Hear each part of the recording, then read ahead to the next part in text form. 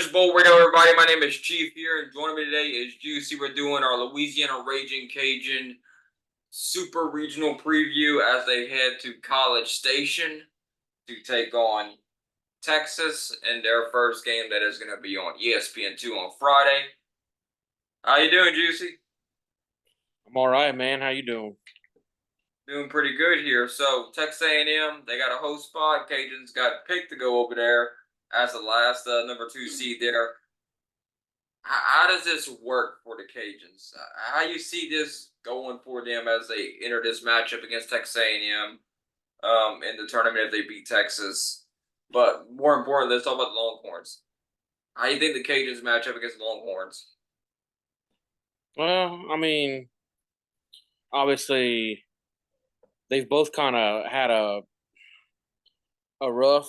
I know UL's had a rough kind of second half of the season with their schedule. Texas kind of had some bumps in the road. I mean, the way I could see it matching up with them is, UL's pitching needs to is going to have to dominate them. I know Texas can score some runs. I know their pitching for them's kind of hit or miss. So UL's gonna have to take advantage of, and they just gonna have to bring their pitching out. I know their pitching was really dominant in the first half of the season, so if they can have dominating performance, they should be able to beat Texas, and we presume they move on to face Texas A&M, Yeah, barring that Grambling upsets them or something. But I mean, yeah. With Texas A&M and them, Texas is going to be a very interesting matchup with the Cajuns here.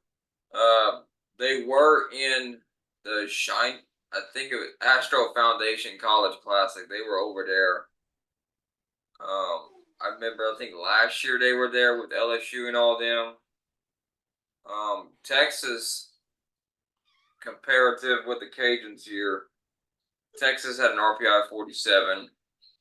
Played in the Big 12. They went 20-10 in that conference, 30, 35, and 22 overall. Looking at who they lost to Texas State, earlier in the year. They did play Texas A&M in a midweek game. So they've had familiarity with teams in this, regional and stuff. So this is going to be one that I'm kind of looking forward to see how the dynamic goes. Can the Cajuns, they went 0-2 in the Sun Belt Conference tournament, and we were kind of expecting them to make a bigger push and go deeper into that tournament there than they did, to go 0-2 and not really have lose your heat. Basically, Texas is in the same boat as the Cajuns is. They went 0-2 in their own conference tournament. So wondering what's going to happen here. Hopefully the Cajuns pitching comes to play. I mean, Cajuns are 40-18 on the year. They are having an RPI of 38. It's going to be, so percentage-wise, who's projected to win the whole entire College Station Regional? Texas A&M's at 76.8%. Cajuns are at 14.5%. Texas at 8.6%. Gramblin's at 0.1%. So Grambling, they got in through winning the SWAC conference tournament. Got the auto bid 0.1%. Yeah, so that's something we're gonna have to look at here. I think it's gonna depend on if the Cajuns can just gel it together, and their pitching has to step up. This is the time. Bats can only get you so far in this college game. You gotta have a good number one and a good number two, and a good number three guy to get you through there. So the Cajuns are gonna have to step up with their bullpen and stuff coming in whenever their starters are kind of off or whatever. That's going to be the big story of this postseason here, especially in regionals. You could definitely get through there if everybody is, collaborating very well and just getting timely hits at the key spots in the game here. The Cajuns have Sun Belt Player of the Year, Kyle DeBarge. He's going to probably play pretty well for them in this game against Texas. So much so, I think the Cajuns actually beat Texas in this first game. I'm presuming that Texas A&M is going to take care of business against Grambling State, but it's gonna be tough. Like it's a tall order. This is a very tough regional for the Cajuns to win outright against A&M. A&M's been very dominant throughout a lot of this year. Um, they're definitely more hot than the Cajuns are, or Texas for that matter. So it's just gonna be like who's gonna have whoever gets hot right now. I think right now, like I said last week, we were talking about the conference tournaments. Getting hot right now is a very big priority. Usually, teams that get hot in this area of this part of the season really make some deep runs, and they're very hard to get out of a tournament. So that will be what it'll be basically there. So I see this playing out, Juicy. You think the Cajuns, do they go undefeated through this regional? What we got? I definitely don't see them going undefeated. I could see them beating Texas, losing to Texas A&M, then having to play Texas again, and then I think they get I think they get to the finals, but I don't think they make it. I don't think they make it out of the regional. I'm kind of on that same I'm level just there. not all that. I think the Cajuns could take one against A&M if the right the right Cajun team plays up. I think they could steal one from them. Now to knock them out of a regional, that's a kind of a tall asking order here. I I'm feel not very confident. I feel like A&M they're in a better spot than Texas and the Cajuns are. All these teams going in this regional, besides Grambling, for what we just mentioned, swag here. A&M lost their last two games against in the SEC tournament. They played Mississippi State and Tennessee. Now, the SEC tournament was kind of a weird tournament during Mm-hmm. that time. But they had a 3-game series against Arkansas, which A&M won 2 out of 3 in that one. So, realistically speaking, if how I think it's going to play out, I got A&M advancing out of this regional. I just can't pick the Cajuns to win this one here. I just don't think they have enough. When you grab it, You know what I say? Like, well, I don't know if they're going to be able to handle Texas A&M's batting because A&M can swing it. They can really put on some runs. Like we saw in that Saturday game against Arkansas where they scored 14 runs against them. Now, and 10-run rule them. So they could very well do that. Now, if the Cajuns get hot, their bats are coming alive, like Kyle DeBarge, Taylor, Trey LaFleur, all those guys. If they can get in there and just do what they do, get their bats hot and get going, it's going to be a very good one here. Deggs, was quoted last season saying we're going to make it to Omaha this year. So, I mean, is that coach speak or is it? We're going to find out for sure what it was. But this is I time don't to think put the up. Cajuns go to Omaha, but you never know.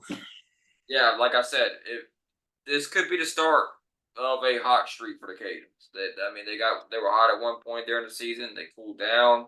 We were really the only ones that kind of talk about are they getting too hot too early, kind of that kind of thing here. But you can start up right at regionals. I've seen plenty of teams get real hot regionals and win a regional, then a super regional, then win Omaha, win the whole entire thing. But we'll see what happens there. It's going to be if they can swing the bat and be able to get the ball in play and not in a situation. Don't make no errors. Don't make the moment bigger than what it actually is. Okay, so you got to play fundamentals. Fundamentals are going to get you to the next step. If you're solid in your fundamentals and you make routine plays, it's very hard to beat a team that's very fundamentally sound, regardless of what sport it is in general. So that's my take with it. I just think the Cajuns.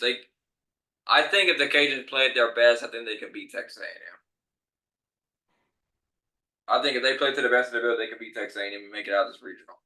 But just from a consistency standpoint, I just don't see them doing that.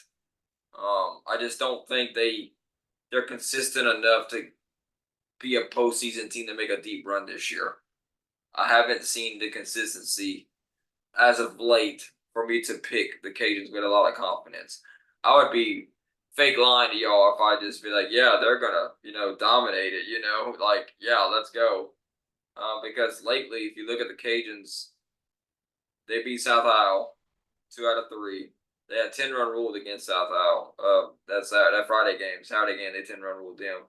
Georgia Southern, they swept them. Troy, they got hammered by Troy. And when you start looking at these, like the tail of the season, you're gonna see how well you are. RPI quadrant record 6-6 against quadrant 1, 6-4 against quadrant 2. So I see them beating Texas. Go against Texas A&M. I think they'll lose that one. Play Texas again. I think they would probably knock Texas out. I think they could. I think this team can make it the championship. What they call it, Saturday or Sunday, whatever. But I think that's the way it goes there. I think they end up losing it though. But I just think that's just the way it's gonna go. I just like but Cajun playing to the best of their ability. I think they could beat Texas A&M twice if they just get hot this weekend. I agree. I just think your bullpen's got to carry you though. Your bullpen has to step up this week.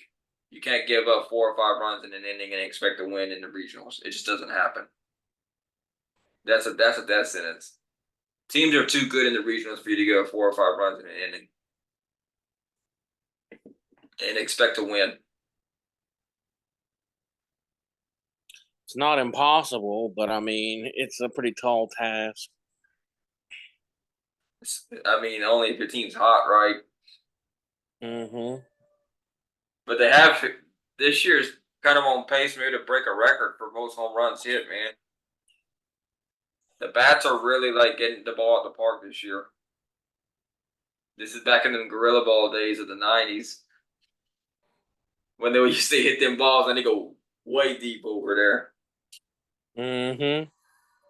The almost every swing of the bat, almost every other swing of the bat was hitting a home run out of the park. Yeah. So, anything else you want to add here, Juicy?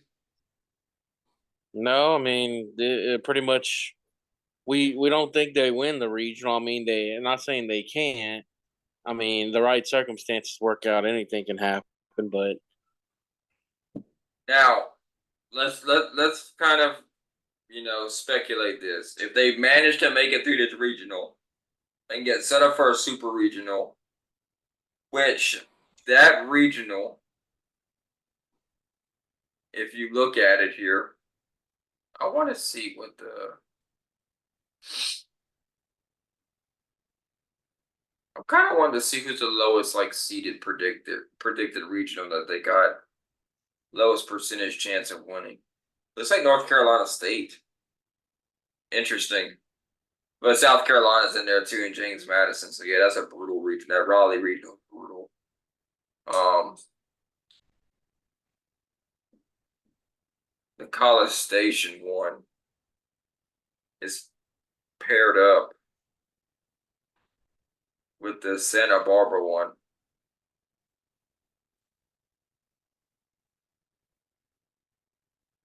So I mean, that's something that you have to look at here. If you make it through there, that's kind of the deal. So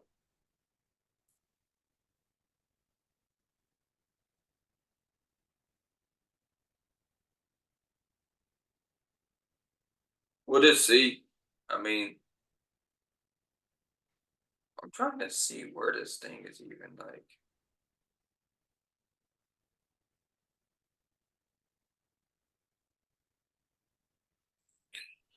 like I said, the right circumstances, anything can happen. Yeah, that's kind of one of those. That's like, My money's on my money's on Grambling. Putting $1 on Grambling. yeah, for the bet, man, I definitely going with Grambling. Just like the odds, the payout be crazy. Drop $1 on them, That's what I'm saying. payout be nuts. Low risk, no risk, all reward. eh, high risk, high reward for sure.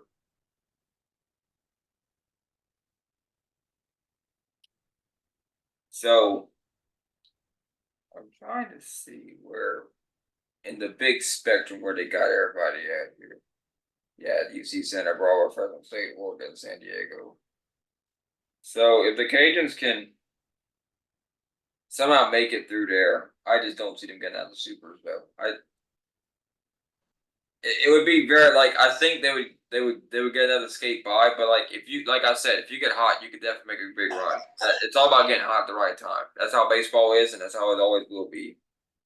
Hot bats swing, get hot hits. Hot hits turn into runs. So we'll see. We'll see about all that there. So I that's just what I think here. I just don't like. I mean, we did the live show on Monday, just kind of like looking at where I was going to go. We were kind of we had like about four places that we thought the Cajuns could end up at. We saw projections putting them in Florida State. I didn't think they were going to go there. Like if you want to watch that and just kind of show how we went live there, but like the two Oklahoma regional seeds. Then you had Arkansas. Then you had Texas A&M. I felt like Texas A&M was going to be the spot for the Cajuns. That or Arkansas was really my two biggest ones, and the outside ones were like the Oklahoma sites. But this seemed like a good geographic fit, you know. Arkansas went with Louisiana Tech, which made sense, and the Cajuns went to A&M. So yeah, like I don't know. I think I would have rather be in the Arkansas regional than the A&M regional if I was the Cajuns, but I think that's just the kind of way it kind of worked out for everybody involved. Because the Arkansas regional, if you would look at it here, looking at all these teams that are in there, Arkansas, Southern Miss, Kansas State, Louisiana Tech, not Southern Miss, Southeast Missouri State. They got the print fine there, defined print. So yeah, that's kind of what you got going on here. So there's that. So I mean, looking at all that there, kind of seeing what's going on there. So that's what I think. I just don't think they'll actually be able to. I think if the Cajuns get hot, they make it through, but we'll see. Thank you for tuning in here to the Fishbowl Radio. We hope you have a great, wonderful day, and that's our preview for this upcoming regional here. Um, like I said, bullpen's got to carry the Cajuns. That's going to be one thing that you're going to have to see get through there. If your middle reliever, if your starter can get you 5 innings, that's a very good outing for him. So, I mean, like that's an extremely good outing in a regional. You limit your arms at using the first game. That way, you're kind of set up better when you're back half of your regional. But we'll see. I hope the Cajuns can do it. It's been a while since they've been to Omaha, 2000, their one and only appearance. But we'll see. We'll see what happens here. Thank you for tuning in here to the Fishbowl Radio. We hope you have a great and wonderful day, and we'll see you here next time. Fishbowl Radio. Good night, Fishbowl.